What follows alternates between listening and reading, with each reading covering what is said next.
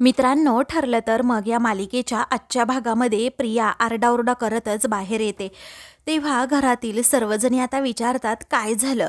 मग आता ती तिचे असे मेहंदीनं रंगलेले हात दाखवते। त्यावेळी आता सर्वांना खूप मोठा धक्का बसतो। सर्वजण एकमेकांकडे आता पाहू लागतात आणि काय झालं, तुझी मेहंदी का रंगली नाही असं विचारू लागतात। तेव्हा प्रिया म्हणते, पहा ना, तुमच्या सर्वांच्या हातावरची मेहंदी खूप रंगली आहे आणि माझ्या हातावर साधा पिवळा रंग सुद्धा आला नाही। त्यावेळी सर्वजण विचारतात, पण कसं काय? मग आता प्रिया विचारते, काय माहीत, मलाच कळत नाहीये, मी तर एवढी छान मेहंदी काढून घेतली होती। मग हा अपशकुन असतो का ग पूर्णाजी, असं आता प्रिया विचारते। तेव्हा पूर्णाजी म्हणतात, नाही बाळा। तेव्हा आता कल्पना म्हणते, तन्वी बाळा, असा मनात कोणताही विचार आणायचा नसतो। तर प्रिया म्हणते, काय ग, तू तव्यावर जरा हात ठेवतेस का, म्हणजे तुझ्या हातावर मेहंदीचा रंग चढेल। त्याचवेळी आता पूर्णाजी म्हणतात की आत्ता हे करून उपयोग नाही, कारण मेहंदी ओली असते ना तेव्हा हे करायचं असतं, आता उगीच सल्ले देऊ नकोस। मग अस्मिता हसूनच म्हणते, अय्या, आता तन्वीचा हा चान्स सुद्धा गेला। तेव्हा प्रतिमा आपली गप्प उभी असते, प्रियाला काहीही बोलत नाही। मग त्यानंतर प्रिया आता खूप वैतागलेली असते आणि आता म्हणते की या मुलीने ना, म्हणजे या विद्याने ना, कोणती तरी दुसरीच मेहंदी माझ्या हातावर काढली आहे। तेव्हा आता प्रतिमा म्हणते, अगं पण सगळ्यांच्या हातावर एकच मेहंदीचा कोण होता, म्हणजे एकाच ब्रँडचे, त्या सर्वांच्या हातावरची मेहंदी रंगली आणि तुझ्या हातावरचीच का रंगली नसेल। तेव्हा प्रियाला सुद्धा असं मनातून वाटतं, हो ना, खरंच आई म्हणते ते बरोबर आहे। मग त्यानंतर कल्पना म्हणते की तन्वी, हो ना, बरोबर आहे प्रतिमाचं, अगं तू ना पाण्याने हात उगीच धुतला आणि म्हणून हे सगळं झालं। अगं मेहंदी जेव्हा काढतो ना तेव्हा त्याला पाणी अजिबात लावायचं नसतं, असं म्हणून प्रियाला सर्वजण आता मूर्खात काढतात। मग अस्मिता फटकळपणे बोलते की आता काहीही कारण शोधली ना तरीही अर्जुनचं कणभर सुद्धा तुझ्यावर प्रेम नाहीये, हे तर सिद्ध झालंय आता, असं अस्मिताने म्हटल्याबरोबरच प्रिया रागातच तिच्याकडे पाहते। मग पुढे आता अस्मिता गप्प राहत नाही। तेव्हा ती पुन्हा एकदा म्हणू लागते, तन्वी, माझ्या भावाचं मन जिंकण्यासाठी ना तुला खूप प्रयत्न करावे लागणार आहे। तेव्हा प्रिया अगदी रागातच असते। तेव्हा ती अस्मितावर दातोट खाते आणि म्हणते की या विद्यानेच काहीतरी केलं असेल, तिने मुद्दामच न रंगणारी मेहंदी माझ्या हातांवर लावली, आता थांब मी बघतेस तिच्याकडे, असं म्हणून प्रिया आता आरडाओरडा करत धावतच लगेच बाहेर जाते। त्यावेळी आता अस्मिताला लगेच कल्पना विचारते, काय ग, तुला तोंड असं बंद नाही ठेवता येत का ग? मग आता अस्मिता विचारते, मी काही चुकीचं बोलले का? आणि तसंही अर्जुनचा या लग्नातील उत्साह आपल्याला तर दिसतोच आहे आणि तरीही तुम्ही मलाच बोला, असं म्हणून सर्वांना ती रियालिटी सांगते। सर्वजण एकमेकांकडे पाहतच राहतात। मग त्यानंतर अस्मिता म्हणते, जाऊ दे, मी आपली चालले, तुमचं आपलं नेहमीच असतं। तेव्हा पूर्णाजी तिला अडवण्याचा प्रयत्न करतात, पण ती यावेळी ऐकत नाही। तेव्हा या मुलीचं ना काय करावं कळतच नाही, असं पूर्णाजी म्हणतात। तेव्हा आता कल्पना म्हणते, चला ना पूर्णाई, आपण दोघीही तन्वीची समजूत काढूयात। त्यानंतर आता त्या दोघीही बाहेर जाऊ लागतात। तर प्रतिमा मनात विचार करू लागते की तन्वीच्या हातावर थोडी का होईना मेहंदी अजिबात रंगलेली नाहीये आणि हा अपशकुन आहे, कारण देवाच्याही मनात आहे की सायली आणि अर्जुनचं लग्न पुन्हा व्हावं, कारण प्रिया अर्जुनसाठी बनलेलीच नाहीये, म्हणजे तिचं आणि अर्जुनचं कधीही जुळू शकत नाही, असं प्रतिमाला आता मनातून 100% खात्रीने वाटत असतं आणि म्हणूनच ती प्रियाला सपोर्ट जास्त करत नाही आणि त्यामध्ये काही बोलत सुद्धा नाही, एकदम आपली गप्पच असते।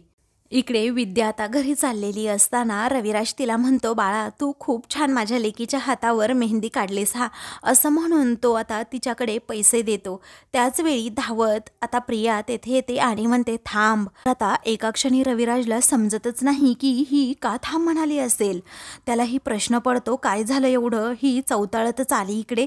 मग आता प्रिया ही विद्याचा हात जोरात पकडते आणि तिच्या सणकण कानाखाली मारते।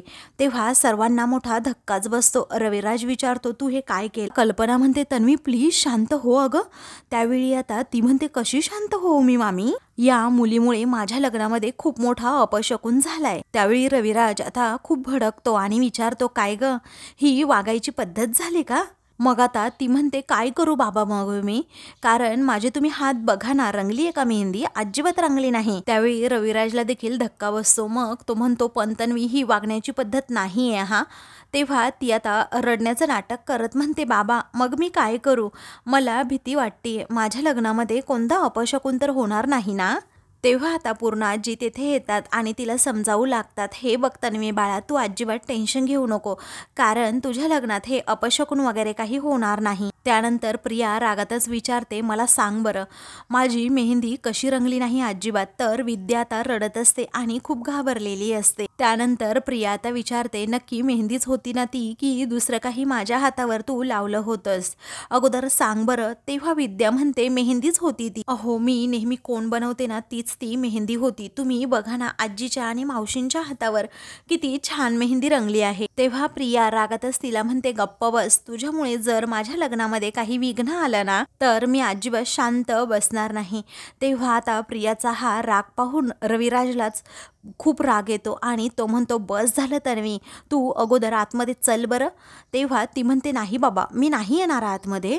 अगं तू मला सांग, हे सगळं सायलीने करायला सांगितलं होतं का? तेव्हा आता सायलीमध्येच कुठून आली असा सर्वांनाच प्रश्न पडतो. तेव्हा विद्या म्हणते, नाही हो, असं काही नाही. अहो काही जणींची मेहंदी नाही रंगत, तशीच तुमची सुद्धा नाही रंगली, त्यात माझा काय दोष. मग प्रिया आता अजूनच चिडते आणि लगेच पुन्हा एकदा विद्याच्या कानाखाली मारते. मग आता सर्वांना प्रियाचा हा राग पाहून जरा धक्काच बसतो. तेव्हा ती आता म्हणते, उद्धटपणाने अजिबात माझ्याशी बोलायचं नाही, एकदम लायकीत राहायचं, समजलं?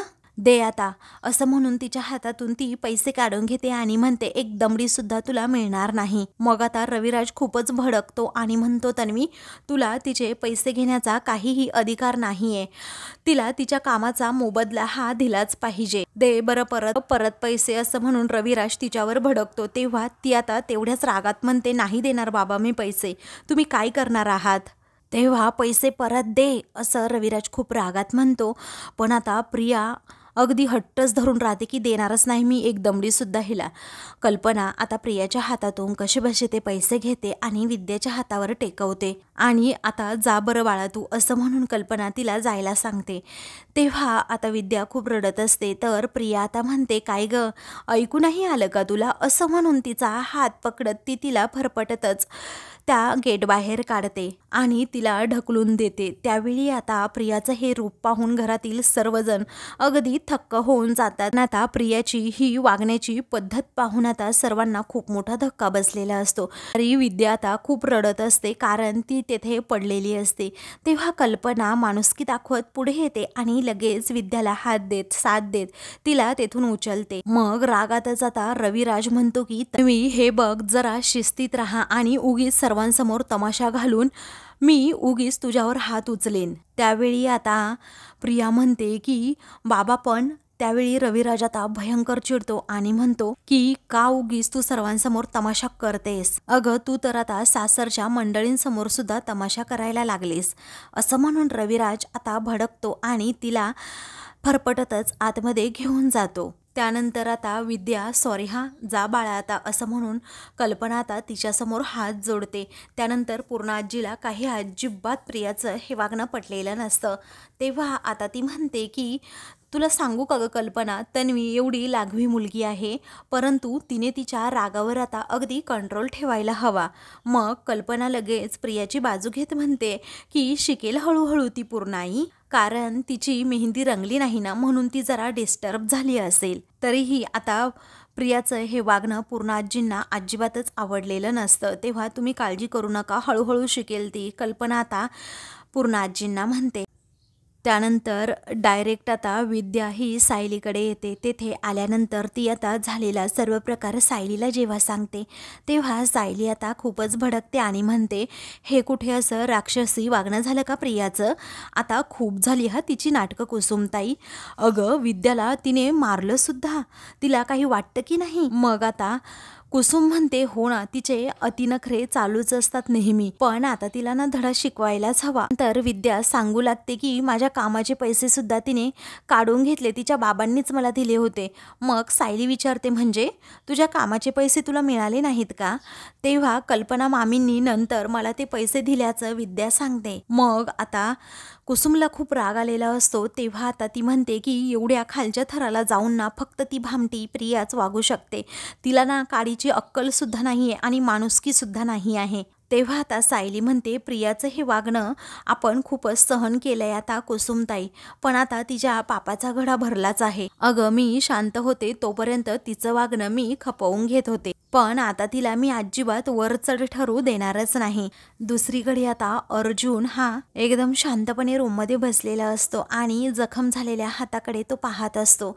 एकदम इमोशनल होतो आणि म्हणतो माझ्या हातावर मी सायलीशिवाय दुसऱ्या कुणाचं नावसुद्धा लिहू शकत नाही अगदी आयुष्यभर. मी मरेपर्यंत फक्त आणि फक्त तुमच्यावरच प्रेम करत राहणार. तेव्हा त्याला आता सर्व प्रसंग आठवतात की कशा प्रकारे मी सायलीला तिथे बस स्टँडवरच प्रपोज केलं होतं आणि हे सगळं आठवून तो आता खूपच खुश होतो. नंतर जेव्हा सायलीने मला प्रेमाची कबुली दिली होती तो क्षण माझ्यासाठी आयुष्यातील सर्वात महत्त्वाचा आणि आनंदी क्षण होता, हेही अर्जुनला आता आठवतं. त्यामुळे तो त्या स्वप्नांमध्ये अगदी रंगूनच जातो. आता दोघांच्याही प्रेमाचे क्षण आठवून तो खुश होतो खरं, परंतु दुसऱ्या क्षणी आता पूर्णाजीने दिलेलं वचन हे त्याला आठवतं की तू तन्वीबरोबरच लग्न करायचं आहे. आता पूर्णाजीच्या जीवावर बेतेल या विचाराने अर्जुनने तसं वचनसुद्धा आता पूर्णाजींना दिलेलं असतं आणि म्हणूनच तो डेस्टर बसतो. हे सायली आता सुभेदारांच्या घरी आलेली असते.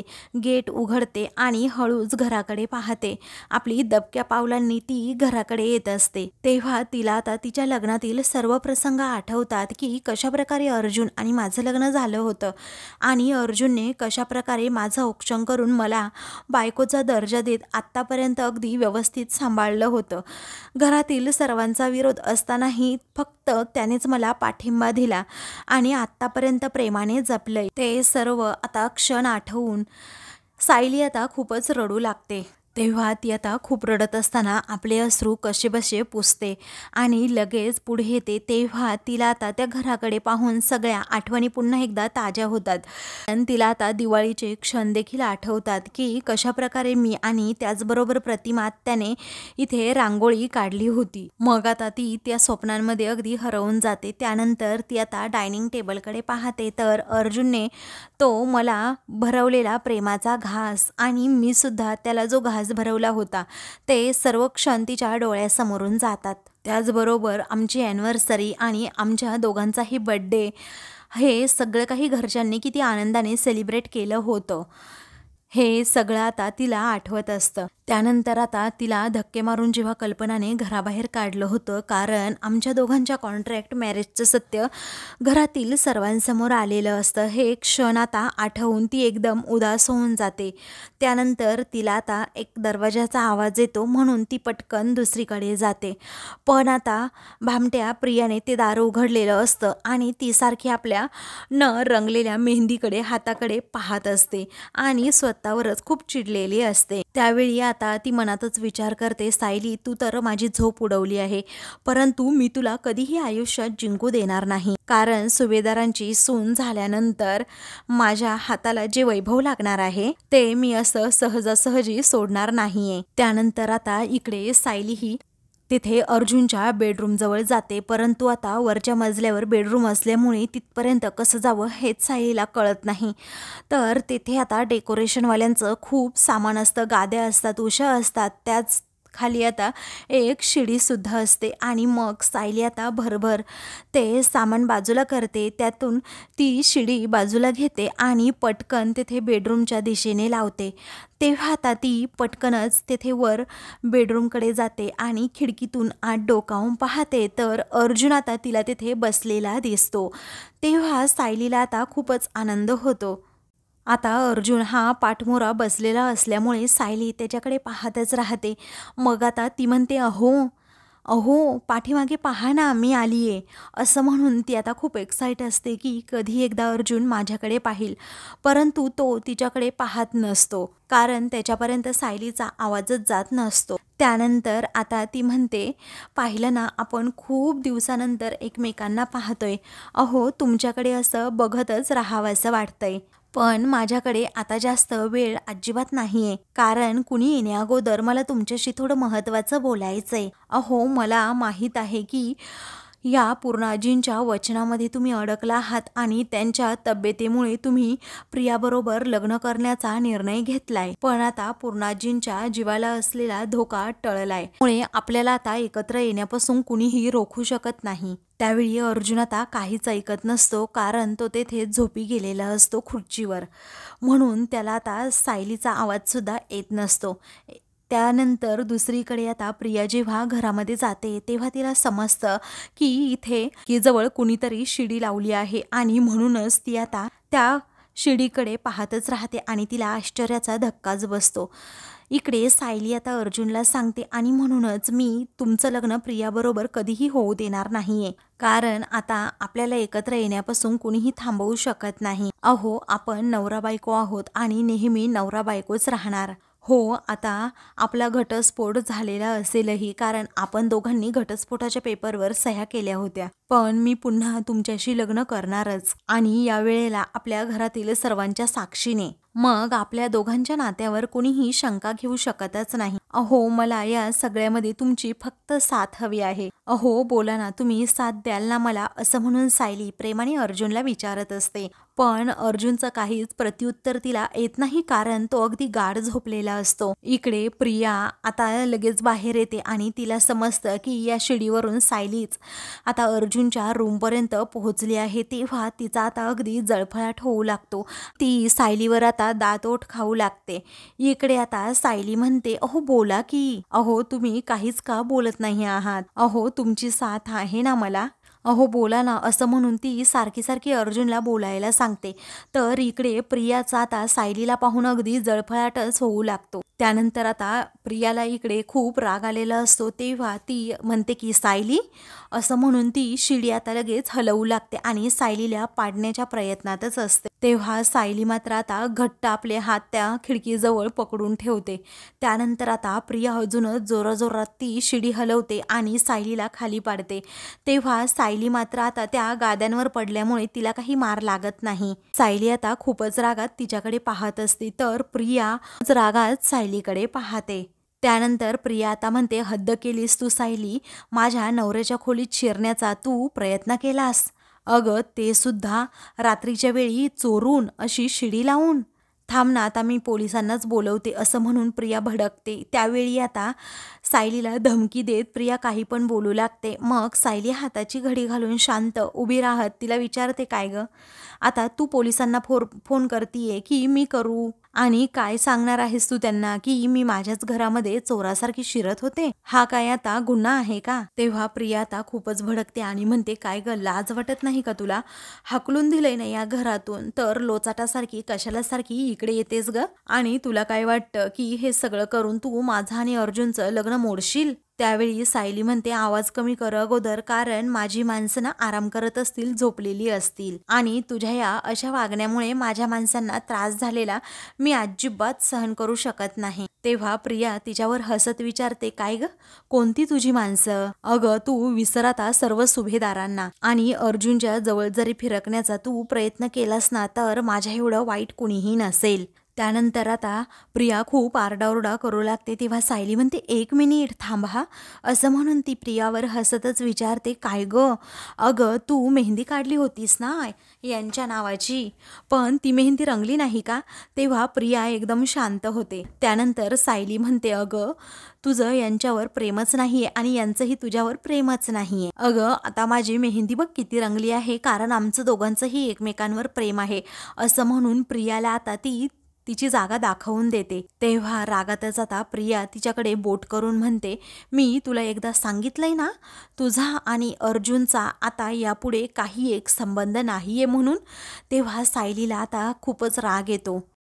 तेव्हा तू कोण आहे ग मला सांगणारी? जसा खरेपणा लपत नाही ना, तसा तुझा दृष्टपणा सुद्धा लपत नाही आणि खरं प्रेम सुद्धा असं लपून राहत नाही, समजलं? आणि हे सर्व सुभेदार तुझी ही नाटकं ना चालवून घेत आहेत, कारण तू रविराज काका आणि प्रतिमा आत्यांची मुलगी आहे, समजलं? पण मी तुझं खरं रूप या सर्वांसमोर आणल्याशिवाय राहणार नाही प्रिया, समजलं? आता सायलीने तिचा हात खूपच जोराचा पिरगळलेला असतो, तेव्हा हात सोड माझा अगोदर सायली, असं आरडत ओरडतच प्रिया म्हणते. त्याच वेळी सायली म्हणते, याच हाताने तू त्या विद्येच्या थोबाडीत मारली होतीस ना? अगं तुझी मेहंदी रंगली नाही यात तिचा काय दोष होता? ते ना फक्त तुझं आणि तुझंच कर्म होतं, असं रागातच आता ती म्हणू लागते. आणि नियती तुला दाखवून देत होती की तुझं यांच्याशी लग्नच होणार नाहीये, असं म्हणून प्रियाचा हातच ती झिडकारून टाकते. त्यानंतर आता ती म्हणते, मला तुझ्यासारखं असं क्रूर तर वागताच येत नाहीये. अगं पण तुलाही कळायला हवं ना तुझ्यासारखं वागल्यावर किती त्रास होतो ते, कारण तुला कधीही चांगल्या माणसांची भाषा कळतच नाही. तेव्हा प्रिया म्हणते, तू आत्ताच्या आत्ता इथून अगोदर निघ आणि परत पुन्हा माझ्याशी बरोबरी करायला येऊ नकोस, कारण तू आयुष्यात कधीच जिंकू शकत नाही, समजलं? तेव्हा सायली आता तिच्यावर हसत म्हणते, हा लढा तुझा आणि माझा नाहीच आहे प्रिया, कारण हा लढा खऱ्याचा आणि खोट्याचा आहे आणि शेवटी सत्यात जिंकणार तू पाहतच राहा, कारण सत्य म्हणजे फक्त प्रेम आणि प्रेम आहे आणि आमच्या दोघांचं एकमेकांवर खूप प्रेम आहे, असं म्हणून प्रियाला ती पुन्हा एकदा चांगली सुनावत म्हणते की तुझी लायकी नाहीये त्यांच्याबरोबर राहण्याची. त्यानंतर ती आता खिडकीकडे पाहते आणि म्हणते, तुम्ही काळजी करू नका अर्जुन सर, कारण मी येतेय. तर इकडे अर्जुन अजूनही झोपलेलाच असतो. आता बाहेर सायली ही प्रियाला चॅलेंज करते आणि आपली ओढणी सावरतच तेथून जाते. तेव्हा प्रिया आता रागातच तिच्याकडे पाहू लागते. तर आता मित्रांनो, पुढील भागामध्ये घरातील सर्वजण आता बसलेली असताना प्रिया लगेच म्हणू लागते, काल सायली रात्री इथे आली होती आणि चोरूनच अर्जुनच्या रूममध्ये शिरण्याचा प्रयत्न करत होती. तर दुसरीकडे आता सायली चैतन्याला बोलवून घेते आणि मी घरी गेल्याचं सांगते. तेव्हा तू घरी गेली होतीस का आणि अर्जुन बरोबर काय बोलणं झालं का तुझं, असं ती आता विचारते.